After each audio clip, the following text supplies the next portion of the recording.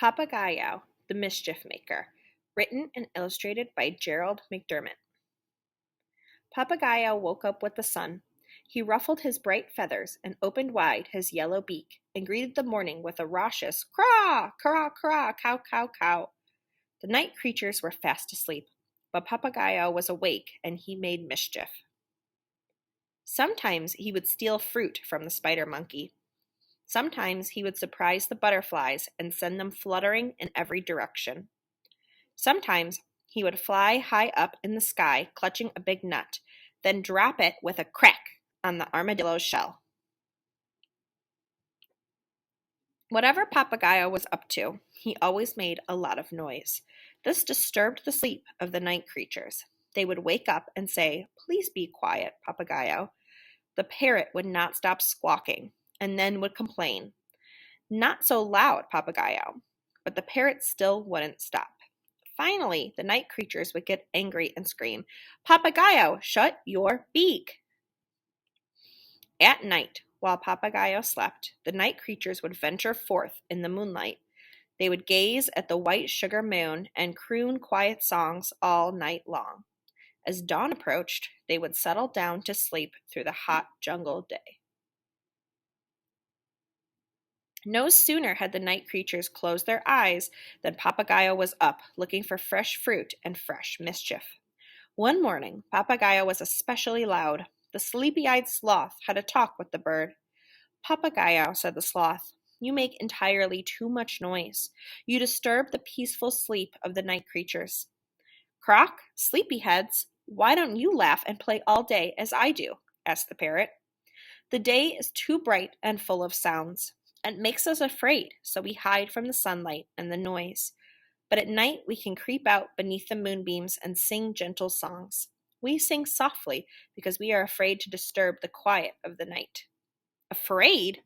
Afraid?" clucked Papagayo. "How can you ever be happy if you are always afraid? Ridiculous." Papagayo ruffled his feathers, twirled around the branch, and flew away over the treetops. When darkness fell, the creatures of the night gathered as usual to gaze lovingly at the moon. They looked up with watchful eyes and made soft moon music. Many miles away, in the heart of the rainforest, something stirred beneath the stones of the great ruined city. It was the ghost of an ancient monster dog awaking from a deep slumber. He was a moon eater, and when he woke up, he was very, very hungry. He saw the moon, round, sweet, and delicious, hanging in the sky, and he licked his lips. The bony moon dog slipped from the ruins and floated up into the sky. He loped along the pathway of the stars towards the moon. All the night creatures gasped when they saw the fierce moon dog pounce on the moon. They watched in terrified silence as he began to nibble at it. Then the moon dog took a big bite out of the moon, scurried across the starry fields of the sky, and disappeared within the crumbling walls of the great ruined city. The next night, the creatures of the rainforest gathered under the stars. Trembling, they looked up at the bite-sized shape that was missing from the moon. "Perhaps the moon dog won't come anymore. Perhaps he is satisfied," they whispered. "We can't complain if just a tiny bit of the moon is missing. Perhaps our beloved moon will grow again and be full." But at midnight, the moon dog came again. He bared his sharp teeth and hungrily began to eat the moon. To the horror of the forest creatures, he returned each night for a week. As the moon dog grew fatter and fatter, the moon became thinner and thinner. After 7 nights, the creatures of the rainforest were too frightened to sleep. They sat in silence, blinking in the unfamiliar sunlight, red-eyed and sad, not knowing what to do.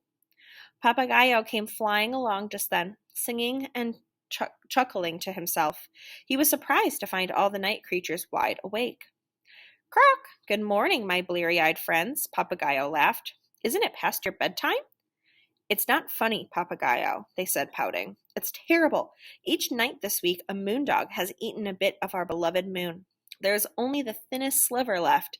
Tonight he is sure to swallow the last of it, and night will be nothing more than everlasting darkness." "Disgusting," spat Papagayo. "Why don't you stop him?"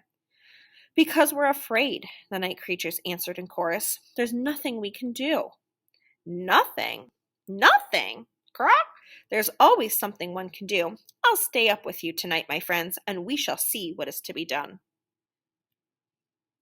That night, Papagayo kept a vigil with the night creatures.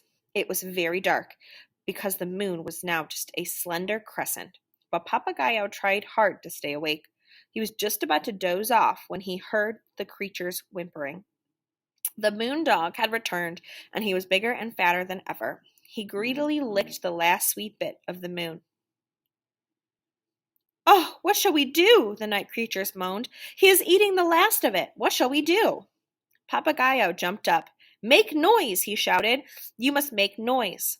The parrot flew to a high branch and began to screech.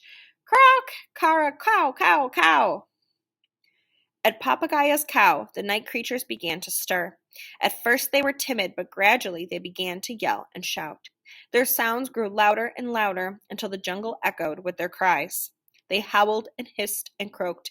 They cracked sticks and shook bushes and beat a rhythm that every night creature joined in chanting. Chaka, chaka, chaka, chaka, chaka. And Papagayo shouted, Cow, cow, cow.